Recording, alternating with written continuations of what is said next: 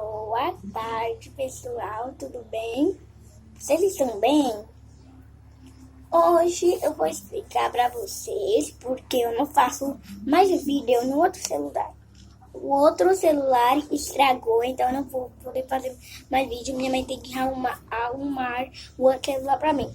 Então esse celular é do meu tio que eu tô fazendo vídeo para mandar para vocês. Porque eu não tenho nenhum abonê. Meu Deus.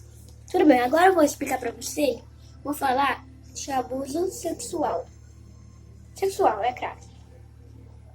Vocês têm que proteger os seus filhos, porque os bandidos pegam seus filhos de noite, abusam dela e pedem dinheiro pra vocês. Se vocês não dão o dinheiro, eles matam. É por isso que vocês não podem deixar seus filhos saírem sozinhos, muito menos à noite. Muito menos à noite que eu tô dizendo pra vocês, né? Se vocês têm meninas, meninos, é muito perigoso largar eles sozinho.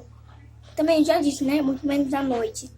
Porque é muito perigoso. Perigoso demais. Abuso das crianças. A gente também pode deixar as crianças ficar grávidas. Porque as crianças ainda nem têm idade, ó. Nem tem idade pra ficar, ó, grávida. Quem pode ficar grávida? As pessoas que têm, ó, 39 ou 29, essas pessoas. Porque tem pessoas, tem bandidos abusam e as crianças ficam grávidas. E aí? Quem vai cuidar da criancinha, a bebê? Quem vai cuidar? É por isso que eu tô falando aqui hoje, pra me avisar, porque se você deixar no bandido pegar suas crianças, vão pedir uma fortuna pra vocês. Se vocês não derem esse dinheiro, ó, eles vão, ó, matar. É por isso eu vou ter que ir.